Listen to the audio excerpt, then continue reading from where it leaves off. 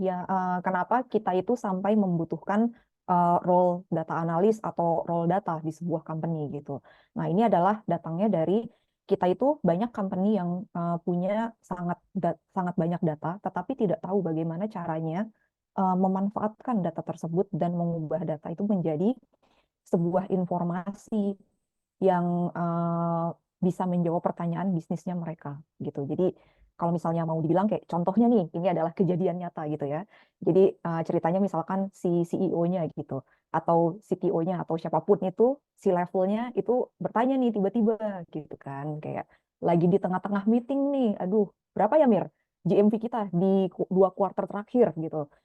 Mereka minta jawabannya bukan sehari kemudian, 2 hari kemudian. Mereka minta jawabannya dalam waktu 5 menit atau dalam waktu 10 menit karena pada saat itu mereka lagi meeting sama investor gitu. Kebayangkan kalau misalnya kalian punya data itu tersebar di mana-mana gitu, tapi kita tetap harus menjawab siap bos gitu sambil menangis gitu di dalam hati mungkin.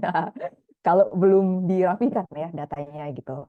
Nah, tetapi dengan adanya data analytics ini atau yang kita definisikan dengan sebuah proses untuk mengubah data yang berantakan atau data yang tersebar di mana-mana itu menjadi sebuah informasi yang bisa kita gunakan untuk apa namanya untuk menjawab business question, akhirnya kita bisa menjawab pertanyaan yang sebelumnya gitu. Nah, makanya di situ ketika sebuah company itu sudah melewati suatu titik tertentu, biasanya mereka akan mulai membutuhkan role ini, begitu. Nah, kemudian tapi sebelum aku masuk ke stakeholder, jadi kayak kita itu bekerja dengan siapa aja sih gitu. Di sini aku mau menekankan bahwa walaupun title-nya itu adalah head gitu, tapi sebenarnya ini tuh bisa macam-macam ya, kayak tergantung kebutuhannya. Nah, karena kebetulan aku adalah first data person di company itu ya sebenarnya title head itu cuman formalitas lah gitu. Bisa dibilang ya aku adalah orang yang di-expect untuk bisa melihat data yang ada di company itu secara keseluruhan dan memanage bagaimana data itu bisa dimanfaatkan seperti itu. Nah, jadi kita itu bekerja dengan siapa sih? Aku bilang kita karena biasanya pada akhirnya nanti head of data itu tidak bekerja sendirian gitu ya. Nah, kami itu bekerja dengan stakeholder internal dan eksternal. Nah, kalau misalnya internal itu biasanya kita akan berhubungan banyak dengan C-levels gitu. Ya, berhubungan dengan CEO, COO, CFO, dan lain-lain. Jadi biasanya justru awal-awal itu, kalau terutama kalau misalnya di company-nya itu mid size, small to mid size, itu biasanya hubungannya itu akan langsung dengan C-levels gitu. Dan kemudian kita juga bekerja dengan produk atau project manager. Kalau kebetulan ada produknya itu ada kayak produk yang memang bisa dikonsumsi oleh user, dikonsumsi oleh massa, atau bisa juga kalau misalnya ada project-project dengan instansi atau klien kayak gitu. Yang ketiga itu adalah dengan corporate finance team. Nah, ini biasanya mereka itu yang akan menjadi liaison antara company dengan investor gitu. Dan kemudian yang paling sering lagi itu adalah tim marketing. Biasanya kalau tim marketing itu mereka pengen melihat segmentasi usernya seperti apa, kayak gitu. Jadi mereka akan, kalau misalnya mereka tahu punya tim data gitu, itu biasanya akan sering meminta data ke kita gitu. Kayak buat ads atau mereka pengen mengirimkan email blast atau ya macam-macam lah kebutuhannya. Dan kemudian adalah dari internal juga kita bekerja sama dengan tech team. Jadi terutama nih infrastructure engineer gitu. Karena di sini kan kita berhubungan sama data dan bisa jadi sebelumnya itu sudah ada yang membuat apa namanya infrastruktur data up to some point gitu. Makanya kita juga harus berbicara dengan mereka seperti itu. Nah, kemudian ada juga stakeholder eksternal gitu. Kebetulan kalau di company aku itu dia bentuknya adalah B2B2C. Jadi ada B2B side-nya, ada B2C side-nya gitu. Sehingga kita juga berhubungan dengan external clients. Jadi kalau misalnya kita punya proyek dengan klien-klien yang ada di luar company, nah itu biasanya ada proyek-proyek yang mengharuskan untuk ada analytics dan sebagainya gitu.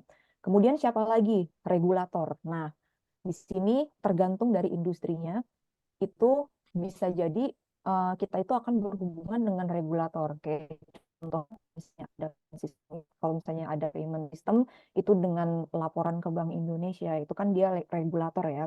Tapi ada juga kayak misalkan kalau kebetulan di company aku itu kan dia event ticketing management system salah satu produknya. Nah, itu biasanya kalau misalnya ada event, itu biasanya ada orang pajak yang akan minta data gitu. Nah, itu kita juga berhubungan dengan mereka. Kita nge-provide data untuk mereka.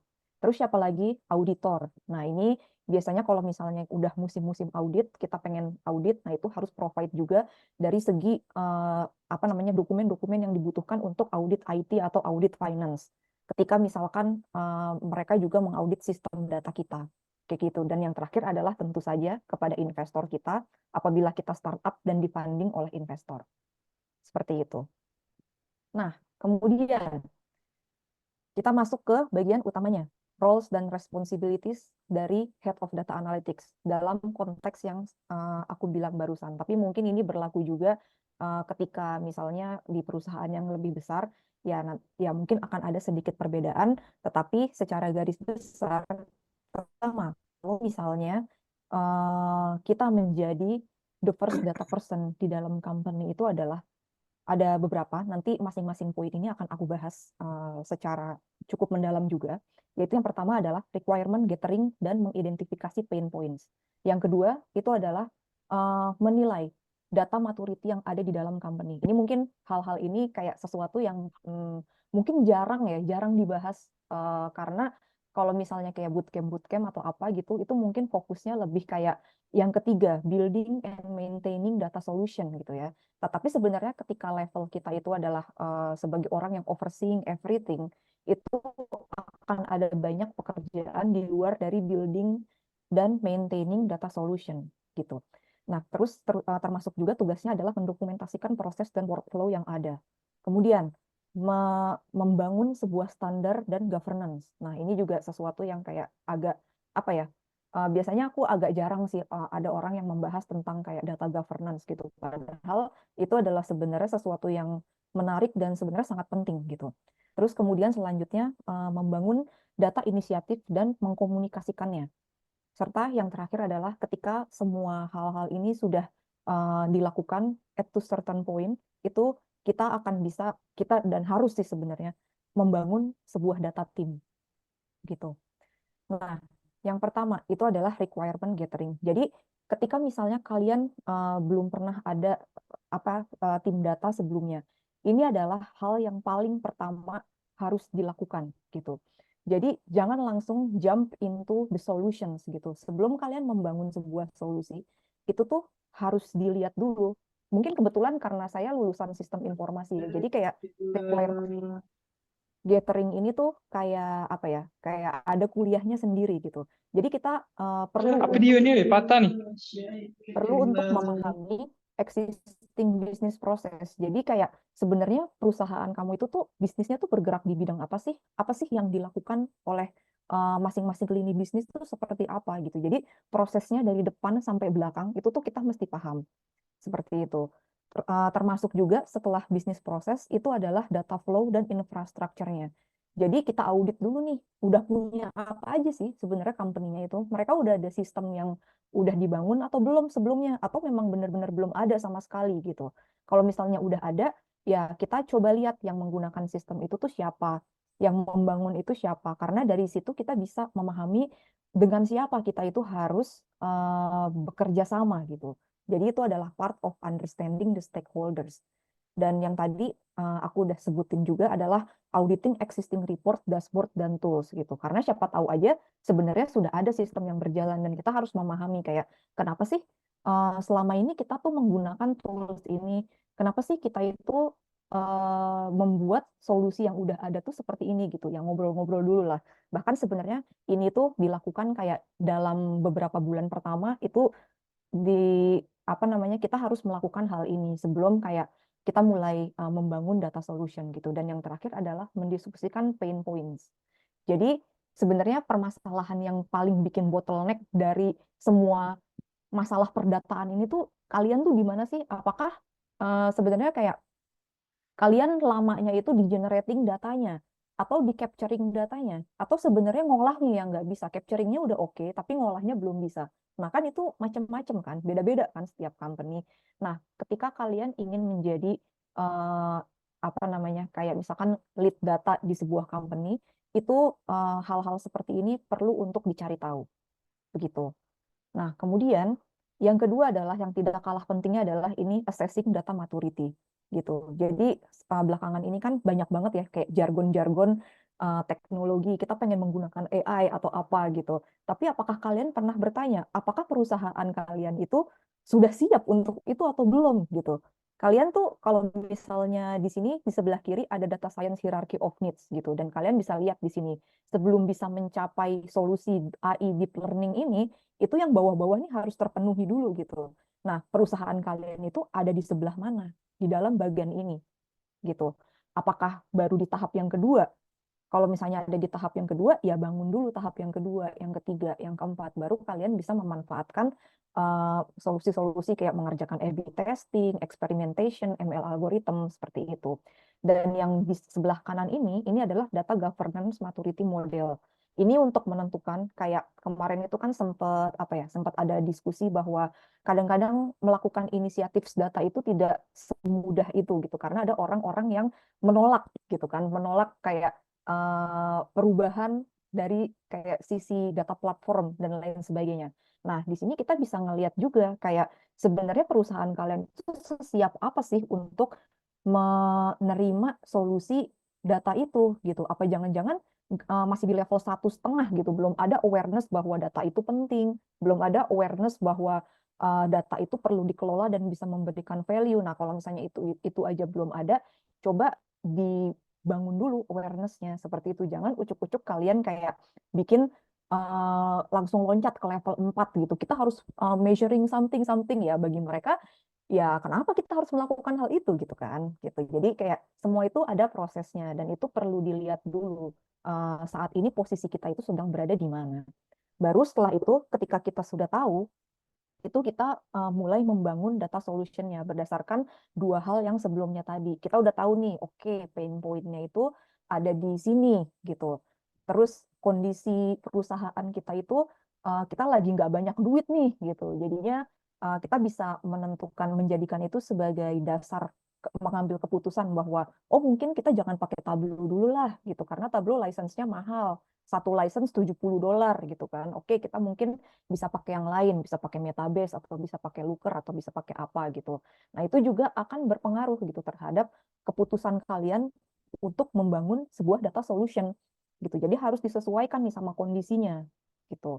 Dan data solution itu tuh kalau misalnya kita ngomongin tech stack ya, itu tuh ada sangat banyak sekali kayak yang ada di pasaran itu ada banyak gitu. Nah, kalian sesuaikanlah dengan budget dan dengan kebutuhan kalian kayak gitu. Jadi kita bisa ngelihat data solution ini dari sisi goals-nya, apa sih yang mau dituju gitu sebenarnya. Atau dari sisi cost-nya, scalability dan flexibility. Kalian mau butuhnya on-premise atau di cloud gitu.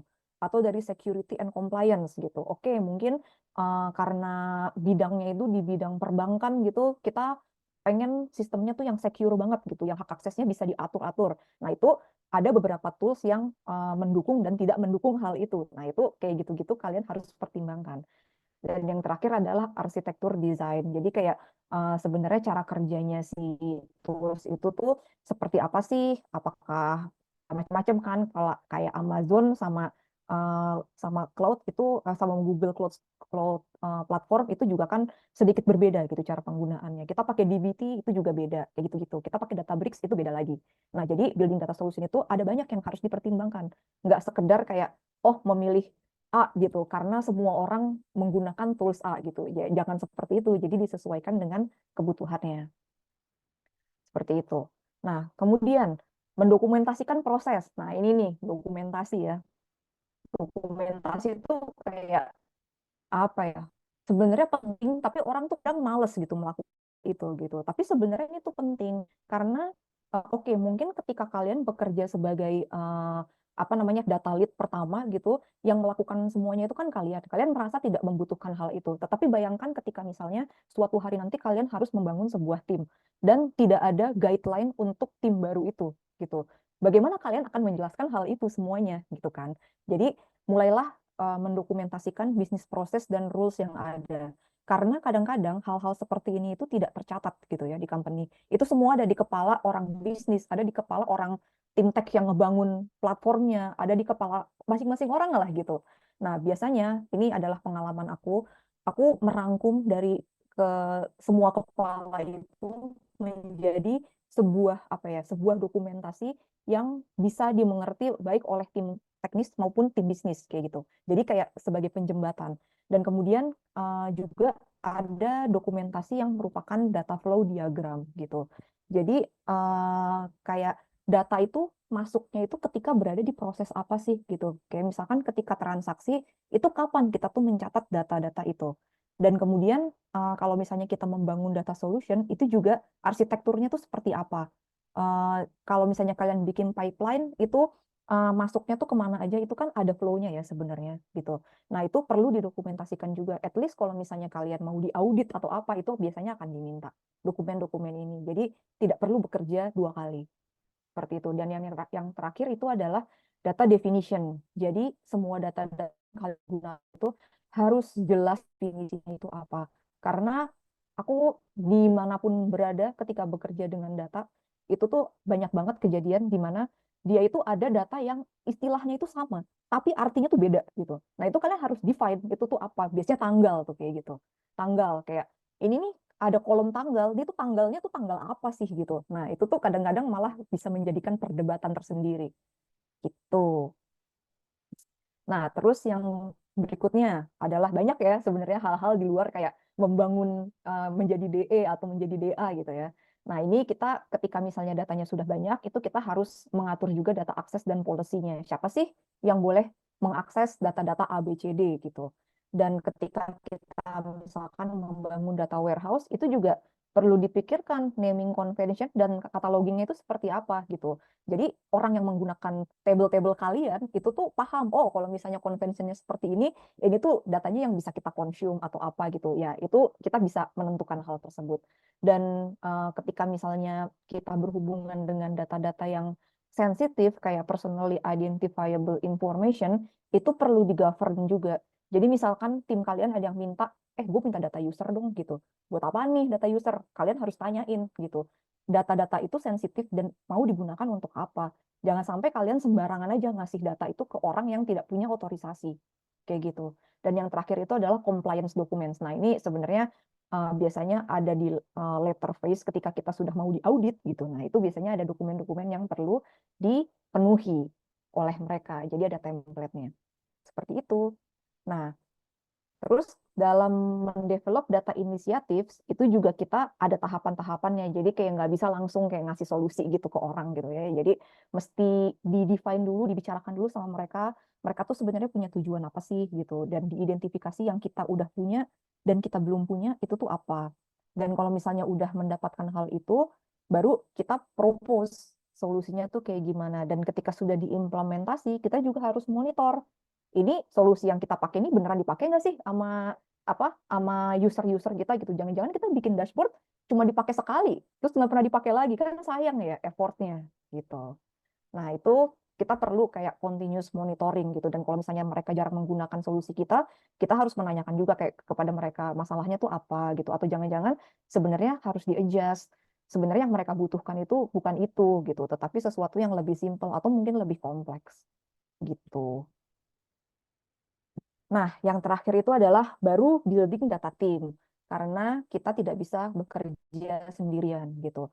Kalau aku itu biasanya aku akan ada onboarding. Onboarding ini biasanya akan menjelaskan kayak di kita itu proses kerjanya itu seperti apa sih di tim data. Nah, itu kalau kalian adalah orang data pertama, kalian yang harus menentukan itu. Jangan sampai ada orang baru yang masuk dan oke, kita memang harus belajar dengan cepat gitu, tapi bukan berarti kita melemparkan mereka ke lautan gitu. Harus ada juga guideline dari kita apa yang sebaiknya dilakukan, apa yang tidak boleh dilakukan, cara kerja kita seperti apa gitu, dan itu harus dikomunikasikan tujuan dan ekspektasi kalian terhadap tim baru tersebut. Nah, itu sangat penting nih managing stakeholders expectation gitu ya. Dan kemudian gimana caranya kita tuh bisa membangun culture dari si tim itu gitu. Apakah kita ingin memiliki sebuah tim yang problem solving-nya kuat gitu ya. Kalau gitu berarti kita harus memberikan mereka challenge atau memberikan mereka permasalahan-permasalahan yang memang mendukung problem solving itu gitu. Dan juga kita harus melakukan continuous improvement dalam artian kalau misalnya ada satu hal yang tidak bekerja dengan sebagaimana mestinya, ya udah kita coba perbaiki dan kita coba improve begitu. Dan sekarang sebenarnya tujuan kita ketika membuat data analytics itu sebenarnya apa sih yang ingin kita raih? Apa sih kayak mungkin matriks-matriks yang kita itu berusaha untuk capai gitu. Karena ada sangat banyak ya hal yang ingin diukur gitu kan sebagai tim data gitu. Dan itu juga bisa kita bisa kita lihat dari dua sisi gitu. Jadi ketika misalkan kalian membuat sebuah data solution, kalau misalnya di aku itu aku sangat memperhatikan tentang data quality-nya. Itu seperti apa.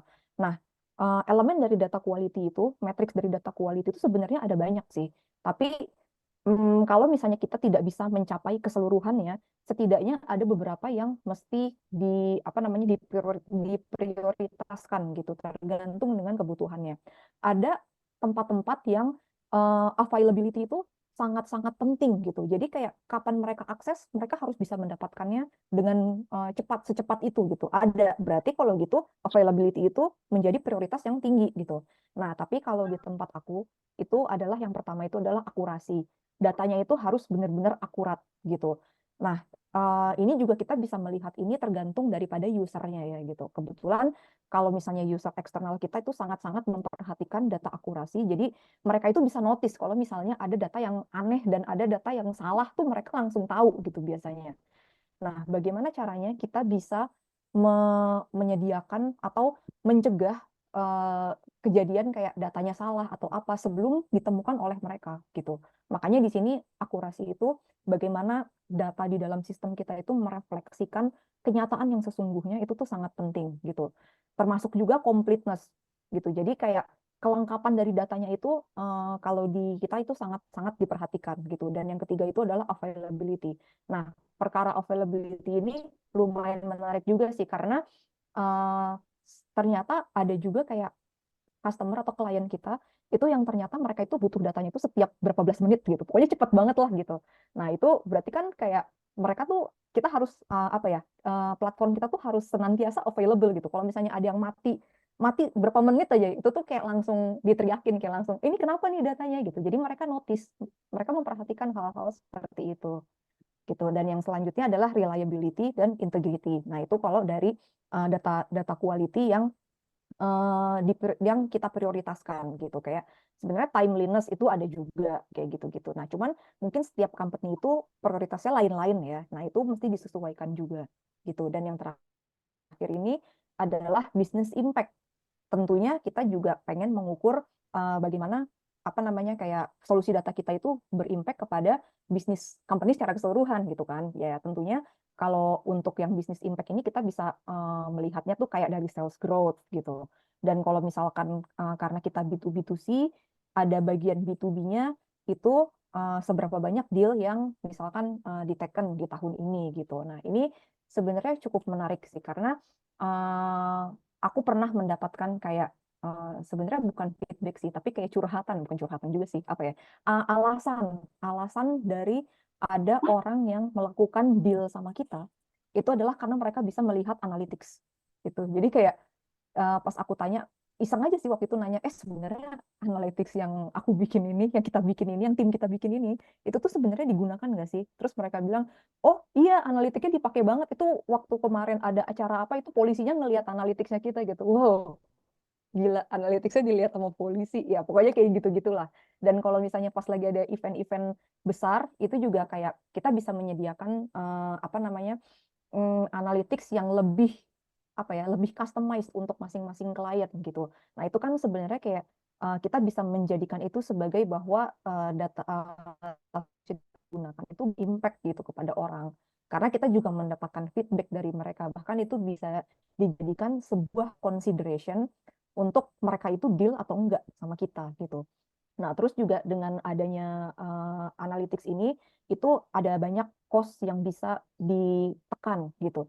Jadi yang tadinya itu untuk mengenerate sebuah report itu butuh manpower yang sangat banyak atau butuh waktunya si A dalam waktu sekian banyak gitu. Nah, sekarang dengan adanya sistem yang udah sedikit lebih terotomated, ya mereka bisa ngelihat sendiri. Kan itu sebenarnya cost saving ya. Dari segi labor cost juga itu bisa di saving gitu. Dan yang terakhir adalah trust in data. Jadi ini adalah impact yang cukup besar gitu ketika kalian bisa membuat orang-orang itu percaya dengan data yang kita punya gitu. Makanya apa yang ada di sebelumnya ini tuh sangat penting, si akurasi ini sangat penting karena orang itu biasanya kalau misalnya mereka menemukan ada yang kesalahan atau ada yang ketidaksesuaian dengan data yang kita kasih, itu bisa mempengaruhi trust mereka terhadap data kita gitu. Dan itu sangat berbahaya kalau orang itu sudah mulai tidak percaya dengan data kita. Pasti akan ada aja yang ditanyain kayak ini kenapa datanya beda? Coba dong bandingin sama sistem yang ini gitu.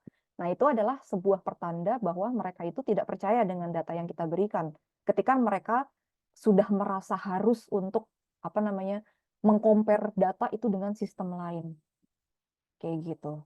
Jadi mungkin semoga saja apa yang saya jelaskan ini bisa mudah dimengerti gitu ya. Nah, sekarang ini adalah bagian yang mungkin bagian terakhir dari webinar yang presentasi yang akan aku sampaikan. Jadi sebenarnya apa sih yang kita cari di dalam sebuah data talent gitu. Kalau dari aku pribadi dan berdasarkan pengalaman aku, itu beberapa important qualities yang kita cari itu adalah orang yang memiliki problem solving skill yang baik gitu. Karena pada akhirnya apapun yang kita kerjakan di perusahaan, baik kamu itu orang data ataupun mau data engineer, mau data analis, mau data analytics engineer, mau apapun pokoknya itu tuh sebenarnya kita tujuannya adalah satu, menyelesaikan permasalahan gitu. Jadi problem solving skill ini ya ada di nomor satu. Kalian harus bisa memberikan penyelesaian terhadap masalah yang ada gitu. Nah, yang kedua ini adalah inquisitiveness dan curiosity. Jadi kayak apa ya? Kayak kalian tuh memiliki rasa ingin tahu yang tinggi gitu. Kayak eksploratif dan mempertanyakan banyak hal gitu. Itu adalah quality yang sangat baik ketika kalian bekerja di data. Karena terus terang aja ini berhubungan dengan yang nomor 4 sebenarnya bekerja di bekerja sebagai orang data itu tuh kayak banyak banget situasi yang sangat ambigu gitu. Kayak kalian kadang-kadang tidak bisa mendapatkan jawaban itu langsung plek kayak gitu. Nah, ini kalian harus berhubungan dengan yang nomor 3, harus berkomunikasi dan harus menyampaikan ide kalian dengan asertif gitu. Jadi jangan terlalu frontal, jangan terlalu diem juga gitu. Jadi ketika misalnya ada yang mau ditanyakan, ya udah tanyakan dengan cara yang baik-baik kayak gitu. Jadi bagaimana kita berkomunikasi dengan orang tech itu mungkin beda dengan gimana cara kita ngomong dengan klien gitu. Nah, itu cara-cara seperti itu ketika kalian menguasai hal itu ya itu akan sangat baik. Itu adalah kualitas yang sangat baik. Dan yang kelima adalah attention to detail. Ya tentu saja karena kita bekerja dengan apa ya hal-hal yang detail banget gitu kayak kesalahan perbedaan data satu dua biji itu kadang-kadang bisa harus sampai dicari gitu. Dan selanjutnya adalah comfortable with numbers, of course, karena kita bekerja dengan data, banyak angka gitu ya. Ada numerical apa namanya numerical data yang harus kita olah gitu kan. Jadinya kalau kalian tidak comfortable dengan melihat angka dan lain-lain ya agak sulit. Mungkin pekerjaan ini akan menjadi neraka bagi kalian kayak anjir apaan sih ini angka-angka gitu. Dan yang terakhir adalah technical writing karena bagaimanapun apalagi kalau misalnya kerjanya WFH itu kemampuan untuk dokumentasi secara tertulis itu sangat penting. Seperti itu. Dan important skills, ya tentu saja nomor satu adalah SQL ya guys. Itu aku taruh di nomor satu, bahkan lebih tinggi daripada Python gitu. Jadi kayak Python berguna gitu. Tetapi yang paling berguna itu adalah SQL karena kita ngolah data itu biasanya ya, tidak semua, tetapi biasanya itu udah ada di database gitu datanya, atau udah ada di data warehouse. Dan bagaimana cara kita mengambil data itu dengan cepat ya dengan menggunakan SQL gitu. Nah, sekarang ini trennya itu sudah mulai bergeser ke cloud platform. Jadi kita juga perlu mempelajari kayak bagaimana sih cloud data warehouse itu bekerja, cloud infrastructure itu bekerja, cloud storage itu bagaimana sih cara kerjanya dan pengaturannya kayak gimana, mereka ngitung cost-nya itu kayak gimana gitu. Dan kemudian tentang data warehousing. Nah ini kalau misalnya kalian ingin menjadi BI engineer, BI engineer yang setengah DE, setengah DA itu. Nah, ini biasanya kalian yang akan diminta untuk kayak bikin tabelnya di data warehouse atau membangun data warehouse itu dari nol gitu ya. Nah, itu berarti kalian harus paham kayak yang mungkin video terakhir aku itu tentang facts dan dimension gitu. Nah, itu adalah kan salah satu konsep data warehousing ya, tentang indexing, partitioning gitu. Gimana sih caranya supaya ketika nge-query itu query-nya nggak berat gitu, nggak bikin sistem down atau nggak bikin cost-nya mahal gitu kan. Nah, itu kan sebenarnya ada ilmu-ilmunya. Nah, terus selanjutnya adalah tentu saja Git dan code versioning. Jadi bukan cuma developer doang yang menggunakan Git, kita juga pakai Git gitu. Walaupun mungkin nggak sekompleks, nggak secomplicated tim developer, nggak secomplicated software engineer, but we still use it gitu. Kayak untuk data pipeline-nya, untuk data ingestion-nya, dan lain-lain. Dan yang terakhir adalah bahasa Inggris, guys.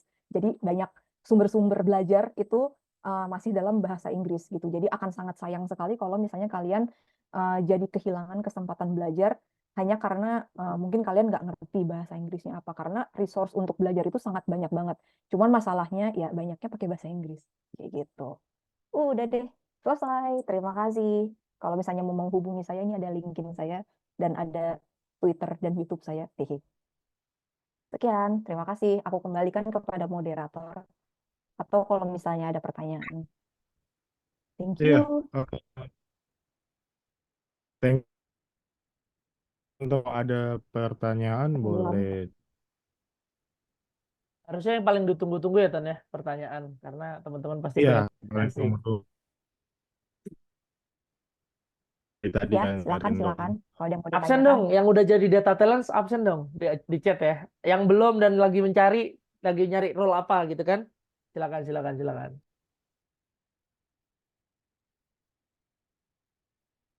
Ini gimana? Tadi Apakah aku memilih pertanyaan atau mau dari moderator aja nih?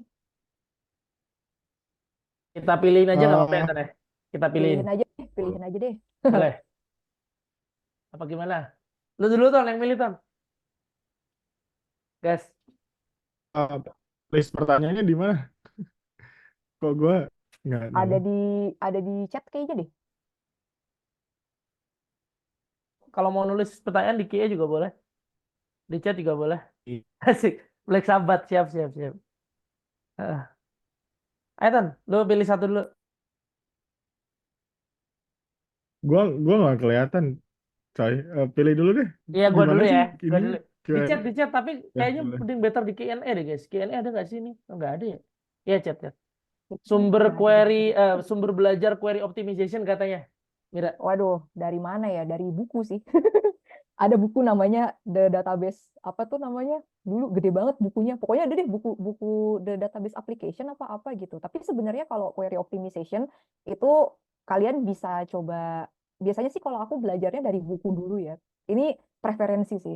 Atau kalian bisa belajar dari apa namanya YouTube orang-orang yang memang sudah berkiprah di bidang data itu lebih lama gitu.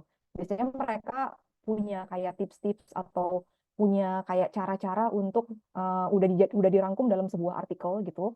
Itu bisa coba kalian praktekin gitu. Jadi kayak misalkan apa dengan menggunakan indexing atau dengan menggunakan partitioning atau misalkan eh, apa namanya jangan menggunakan select bintang gitu. Itu kalau misalnya datanya gede itu juga cukup oke sih sebenarnya. Tapi ya ada banyak lah caranya gitu. Nah, itu kalian bisa pelajarin dari buku The Database Application atau kalian coba cari-cari aja di apa namanya di artikel itu bisa.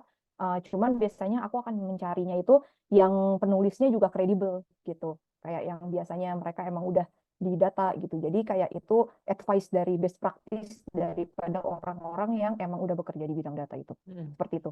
ini kali ya, saran gue juga medium gak sih? Lu subscribe Nah, medium iya, itu medium. nggak Gue nggak nggak subscribe sih. waste, Tapi nggak waste banget ya. Pasti oke nggak sih? enggak. Tapi itu Nah, oke sih. Oke sih. oke, oke. Itu oke. Dulu Jadi mereka dulu udah kayak masih enak terstruktur tuh. gitu. Lu bisa incognito ya kan? Lu Iya, bisa ngisi. sekarang udah Sekarang nggak udah bisa. ada Sebel paywall, banget. guys. Medium tuh ada paywall. Iya, Dulu tuh guys. gampang, guys. Udah nggak Dan bisa. kayak misal Dulu Netflix ngakalinnya pakai Engineering gitu ya. incognito. Gitu-gitu Iya, nggak sih? heeh. Kita ambil dari Iya.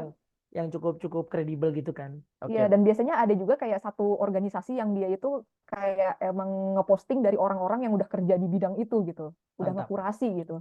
Ya, ya. Kayak gitu sih. Banyak nih pertanyaannya, tapi kayak kita jawab singkat-singkat aja, Mir. Boleh. Ini Mir, set reasonable ETA pas dapat request yang kompleks. Mungkin lu juga jelasin apakah di lu pakai Scrum atau gimana tuh? Kalau di lu pakai Sprint atau gimana? Kalau di Kalau di tim data gue kebetulan kan masih tim datanya kecil ya, tapi kita punya SOP sih. Jadi kayak misalkan ada ada request masuk nih. Nah, request itu akan dibagi kompleksitasnya gitu. Apakah dia yang low complexity, medium complexity, sama high complexity. Biasanya aku ngebaginya kayak gitu. Nah, kalau misalnya dia kompleksitasnya tinggi, itu biasanya kita akan nego sih. Kita akan nego, tergantung kayak kamu ekspektasinya itu berapa lama gitu. Biasanya kan yang ngasih ekspektasi itu kan usernya ya. Misalnya dalam waktu seminggu gitu. Aduh, ini kita bisa oke, seminggu oke gitu dengan load kita sekarang. Nah, tapi ada misalkan kalau misalnya dia lagi banyak requestnya, lagi banyak dalam saat yang bersamaan, ya itu mesti dinego sih. Jadi kamu butuh di tanggal sekian itu mau digunakan untuk apa gitu. Apakah kritikal banget atau enggak nih gitu. Nah, itu termasuk dalam prioritization sih sebenarnya. Memprioritaskan task gitu. Dan itu harus diobrolin sama kliennya. Jadi Iya. emang yang reasonable untuk mereka itu, yang win-win untuk mereka itu berapa lama gitu. Oke. Mereka punya set of expectation, saya bisa menawarkan ini, ketemu nggak di tengah? Kayak Iya. gitu. Kayak orang jualan ya berarti ya. Kayak orang jualan, iya Ya kayak bener. orang jualan benar karena gini guys. Iya, Kalau misal katakan kita mau ya tadi lah ya, jangan terlalu overpromise juga ya. Kalau overpromise iya, bahaya. jangan terlalu Jadi mending kasih overpromise tahu aja gitu. gitu kira-kira challenge-nya kayak gimana. Karena sering tuh orang dianggap nggak perform karena dia nggak bisa deliver dengan baik ya dan nggak bisa manage expectation. Jadi kalian harus ilangin nggak Betul, enakan betul. dulu. Dan kalau Betul. kalian jadi head of data, Jangan itu nggak tugas enakan. kalian untuk membicarakan itu. Yap, Tugas kalian yang menjadi liaison untuk di setuju. antara tim-tim itu. Kalau lu satu tim berapa sekarang Mir? 5? Ada? Nggak ada. Belum Gua nyampe. ada intern 3 orang lah. 3 orang. Sama lu 4 mungkin. Sama gue 3. Oh, udah Masih 3. kecil banget ya. Ada Tapi DE. tapi ada ngurusin DE, ADS gitu bisa dibilang gitu ya. Untuk DE itu kemarin Hmm. gue ambil ada satu intern sih sebenarnya. Kita tuh baru ngambil BI engineer. Jadi dia akan gue training untuk bisa setengah jadi DA, setengah jadi DE gitu. Hmm. Tapi ada kemungkinan di masa depan gue lagi menyusun kayak lagi merapihkan workflow-nya juga sih sebenarnya supaya ketika misalnya ada orang masuk itu bisa gampang handover-nya. Tinggal Gitu. onboarding dokumen Iya, gitu tinggal biasanya. onboarding dokumen karena itu Gue sering penting. bikin Karena itu bikin penting kalau onboarding nggak ada itu dokumen. susah banget onboarding tuh Mantap. gitu. Ya, kalau bisa asinkronus juga ada dokumentasinya gitu Betul. ya. Maksudnya ini akses ke sana, ini best practice-nya kayak gini-gini. Mantap, guys. Betul.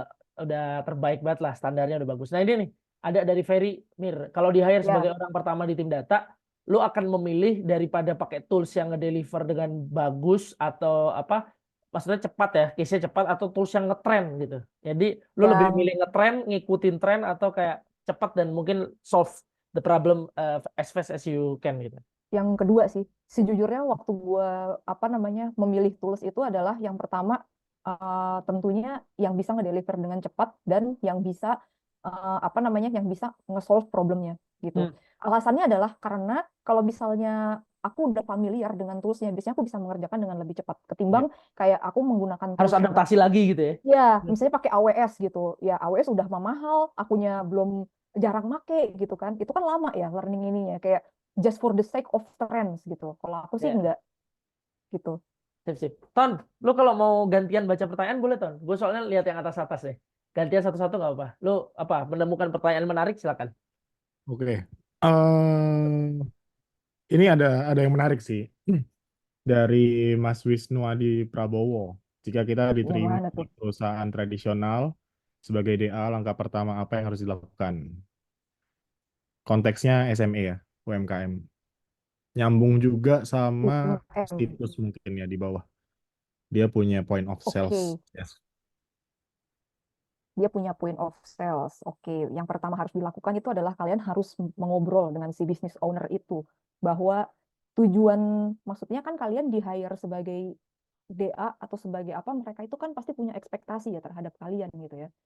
Kalian harus membicarakan yang di-expect oleh orang yang meng-hire kalian itu apa. Mulai dari situ sih. Karena emang pada akhirnya kalian tuh di-hire di situ tuh pasti ada tujuannya kan gitu. Ya berarti kita harus menentukan dulu goal kita tuh mau apa gitu. Yang mau mereka raih itu tuh apa? Meningkatkan sales kah gitu. Dan kalian tuh kayak si bapak ini atau si perusahaan ini tuh sebenarnya mau mencapai apa sih dengan meng-hire saya atau meng-hire kalian gitu. Itu sih yang harus pertama di-clearin dulu. Karena kalau enggak, semua yang lainnya akan ya nggak jelas gitu kalau misalnya tujuannya tidak jelas. Itu menurut aku sih, gitu. Oke, eh mungkin Dapat. nyambung ya. Aku jelasin yang di bawah tuh. Jadi di kasusnya Kak Titus itu dia punya point of sales kan di coffee shop. Mm, mm, Di mana point of sales tuh bisa di-download gitu kan data-data transaksinya. betul. Nah, pertanyaannya, seandainya mau dibuat database yang seefisien mungkin, kira-kira solusinya gimana ya? Kebayang harus nggak? di harus di POC dulu sih kalau misalnya kayak gitu, biasanya untuk menentukan seefisien mungkin itu kan kayak kita mesti tahu dulu datanya seberapa besar gitu. Terus nentuin juga kayak apakah cukup nggak dengan apa namanya dengan pengen di on premise atau enggak gitu. Kalian pengen punya server sendiri atau enggak kayak gitu. Budgetnya berapa gitu. Nah, itu yang mesti diinin karena itu akan menjadi constraint sih untuk menentukan solusi, terus terang kayak gitu. Kayak ada orang yang kayak misalkan, oh ya udah kalau misalnya memang budgetnya sangat kecil gitu, apakah cukup gitu misalkan dengan sewa VPS atau contohnya ya, atau misalnya kan kalau VPS kan kita nyewa server ya kayak gitu, atau misalnya kalian mau beli komputer yang nyala tiap hari gitu, nah itu kan beda-beda. Aku tidak bisa menjawab secara apa namanya secara exact ya, karena itu tergantung sih. Meskipun ya iya dengan point of sales itu memang ada datanya gitu, tetapi harus dilihat constraint yang lain kayak gimana. Mhm. Eh, Mas Wisnu atau Mas Asmoko yang barusan dijawab, kalau misal mau ada pertanyaan lanjutan boleh banget ya. Eh, aku mau deep dive dulu dikit dari jawaban Mbak Mira tadi yang soal di perusahaan kecil ya sebagai DA. Kan kita perlu ngobrol dulu ya. Cuman sayang nih, biasanya kan tim bisnis tuh apa ya, terlalu optimis gitu untuk memandang sesuatu dan kadang Iya sih. Sorry, dan Ton. Lu coba kasih host gue deh. Mungkin kayaknya kena limit deh. Padahal di gue harusnya unlimited. limit apa tuh? Coffee shop atau warung mempunyai Zoom-nya, berapa Zoom-nya. Ah, cabang udah. Oke. downloadable Mantap. CSV. Oke. Kalau misalnya kayak gitu dulu, tapi kalau misalnya dibikin di automate pakai misalkan pakai Google Sheet gitu, pakai Google Apps Script gitu, itu apakah terlalu besar datanya? Mungkin pertanyaan aku itu. Karena di sini dia itu adalah point of sales yang bisa downloadable as CSV gitu. Nah, memungkinkan nggak untuk melakukan automation dari proses download CSV itu? Kayak gitu. Atau mungkin sebenarnya itu yang dibutuhkan. Jadi kayak agar dia itu di satu tempat dulu, kalau datanya tidak terlalu besar, ya aku nggak tahu kondisinya itu kayak gimana gitu. Tapi kalau misalnya memang kan Google Sheet juga kan dia bisa pakai script ya di belakangnya. Itu aku beberapa kali melakukan hal itu juga untuk melakukan automation. Kak, izin nanya langsung boleh ya?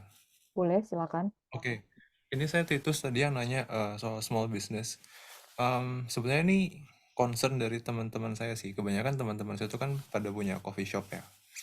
Mm-mm. Cuman kadang itu ketika mereka mau ngambil beberapa keputusan bisnis, itu kayak tebak-tebakan, nggak tebak-tebakan juga sih. Lebih lebih ke arah eye test gitu loh, ketimbang ngelihat datanya. Nah, em, kadang saya berpikir seandainya mereka punya database yang cukup dan sebenarnya tadi kamera kan juga bilang bisa coba pakai Google Sheet gitu loh.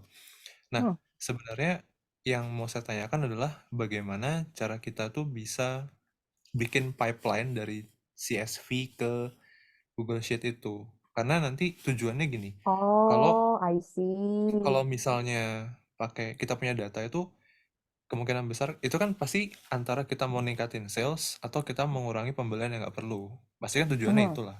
mhm, Nah, saya ada kepikiran beberapa langkah bisnis yang mungkin mereka bisa ambil. Cuman karena saya tidak pegang datanya dan saya tidak bisa mengkomunikasikan lebih jauh ke mereka, akhirnya mhm. tuh masih kepikiran aja gitu. Nah, tapi pertanyaan utamanya adalah bagaimana mengautomatisasi proses dari CSV supaya bisa ke Google Sheet itu. Kalau bisa, itu aja. Thank you. POS-nya dibuat oleh ada maksudnya POS-nya tuh kayak pakai apa ya? Pakai Kebanyakan mereka pakai ada. antara Pawon sama Heeh. Mocha. Nah, Pawon sama Mocha itu menyediakan API nggak? Nggak tahu Kak, saya belum nanya sampai situ, belum nanya sampai situ. Itu salah satu cara yang kepikiran sama aku sih. Biasanya kalau Oh, misalnya oke. orang yang punya POS itu, kalau kita aku belum pernah ya kalau misalnya dari bentuknya UI itu kayak gimana. Tetapi Heeh. biasanya kalau ada POS itu aku nggak tahu. Mungkin ini salah satu opsi yang bisa dieksplor. Itu bisa coba tanya apakah mereka menyediakan API akses gitu. Sehingga kamu kalau misalnya ada API akses itu bisa kamu tarik ke Google Sheet Oh, oke gitu. oke. Itu akan lebih mudah langsung gitu. Heeh, Datanya. Itu yang kepikiran sama aku sih, karena aku nggak tahu heeh, apa namanya detailnya kayak gimana, kayak seberapa sering mereka perlu mengambil data itu, heeh. kayak gitu-gitu kan, itu Iya, juga iya. ngaruh ya, gitu. Kalau misalnya cuma sebulan sekali, ya mungkin bisa dengan manual ya sebulan sekali gitu kan. Hmm, Tapi kalau tiap minggu harus diambil, nah itu lebih enak kalau misalnya emang langsung nembak aja, gitu sih. iya.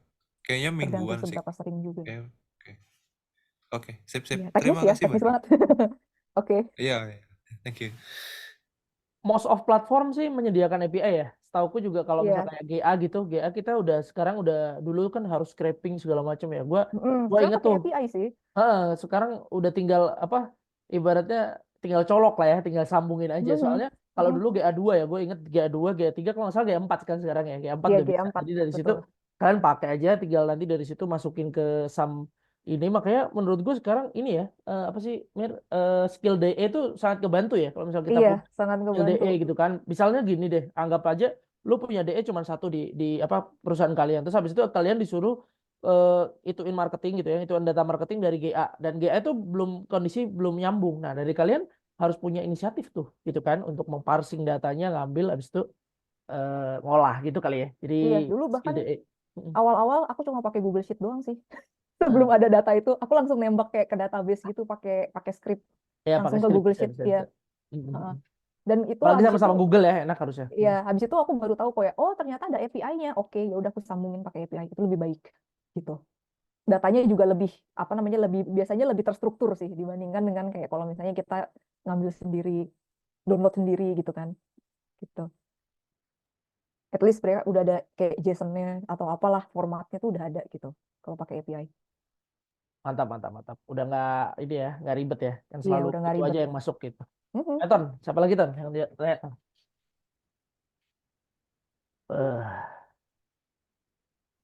Tuh ada data katalog tuh, DEDA tuh.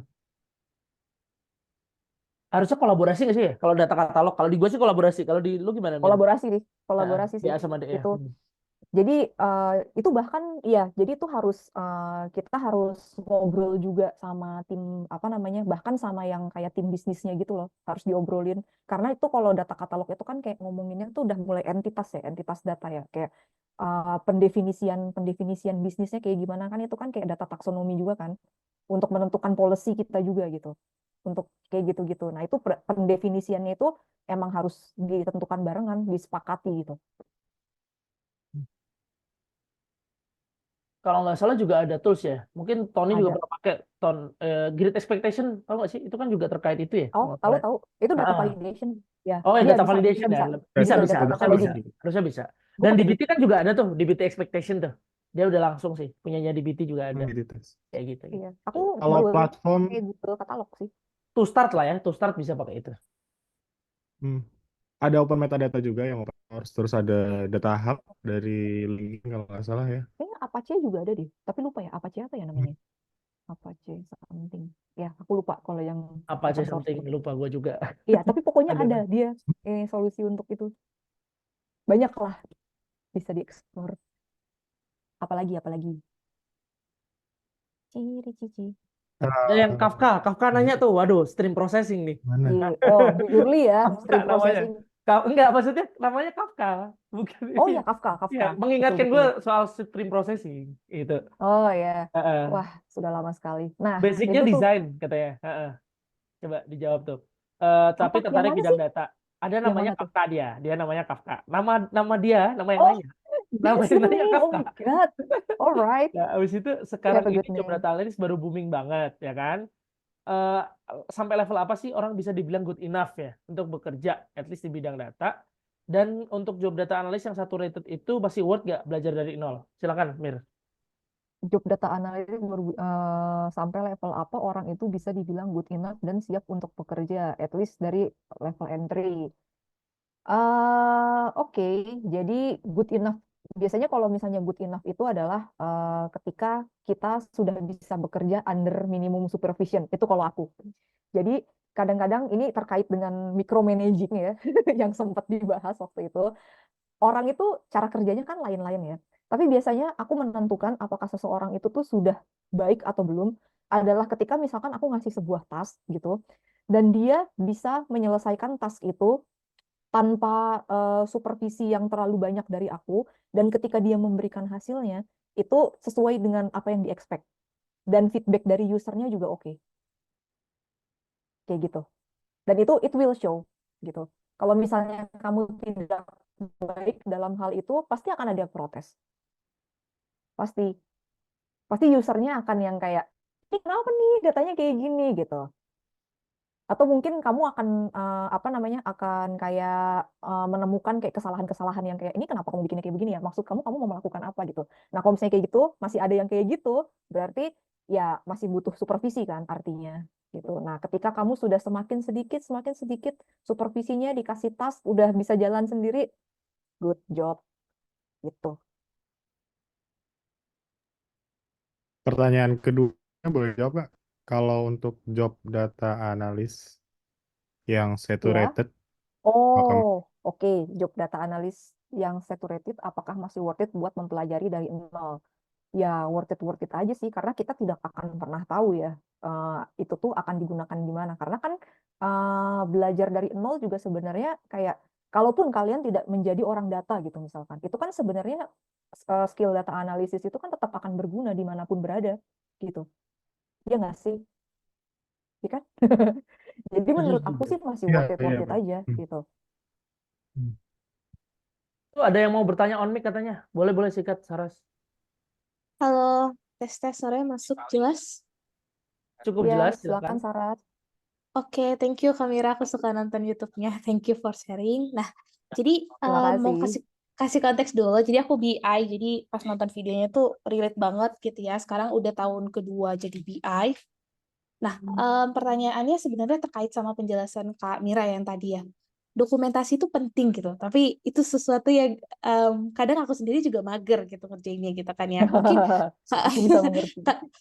Kak Mira bisa ngasih ini nggak practical tips gitu, gimana caranya supaya kita tetap melakukan dokumentasi walaupun kita kayak mager, padahal kita udah tahu bahwa itu bagus gitu ya, tapi mungkin Oke. dari sisi kita sendiri sama kayak gimana caranya kita memastikan tim yang kita handle ini juga melakukan dokumentasi yang baik ya, karena itu penting ke depannya gitu. Itu pertanyaan pertama. Oke. Nah, Oke. terus pertanyaan kedua, sebenarnya terkait sama topik hari ini ya, gimana sih kerjaan head of data gitu.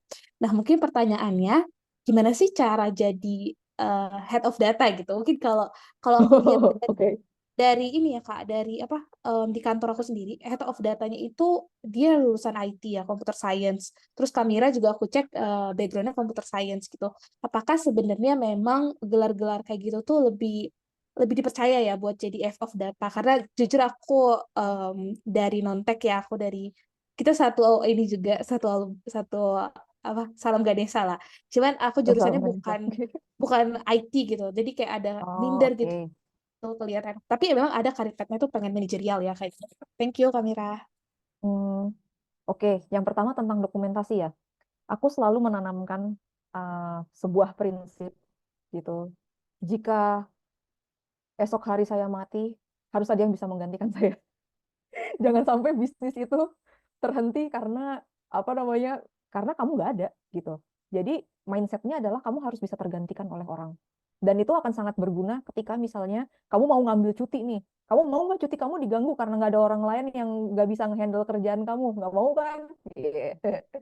Biasanya motivasi aku untuk melakukan dokumentasi itu gitu. Jadi aku akan memposisikan diri aku kayak, oke, jadi ketika aku tidak ada, maksudnya ketika aku tidak ada tuh dalam artian ketika tuh tidak hadir di kantor gitu, aku pengen apa sih yang aku pengen orang lain itu tuh sebenarnya bisa lakukan gitu. Nah, itu yang aku dokumen pertama. Biasanya kayak gitu. Tentu dokumentasi itu kan ada apa ada prioritasnya juga ya gitu. Kayak mungkin kita nggak sempet buat ngedokumentasiin semuanya nih. Nah, tapi kerjaan kamu yang paling penting itu apa? Yang sekiranya kalau kamu resign atau kalau kamu apa gitu, itu orang lain akan bisa melakukan itu tanpa ada kamu di situ gitu. Posisikan diri kamu seperti itu. Kayak gitu. Nah, terus yang kedua adalah yang tentang head of data ya. Ini sebenarnya apa ya, kayak head of data itu sebenarnya kayak agak-agak tricky sih sebutannya gitu kan ya. Gitu. Bisa ada dua jalur gitu. Ada beberapa jalur bahkan. Bisa yang kamu beneran dari bawah, kayak dari apa namanya? Dari junior dulu, senior terus naik. Ada juga yang biasanya itu orang experience hire gitu.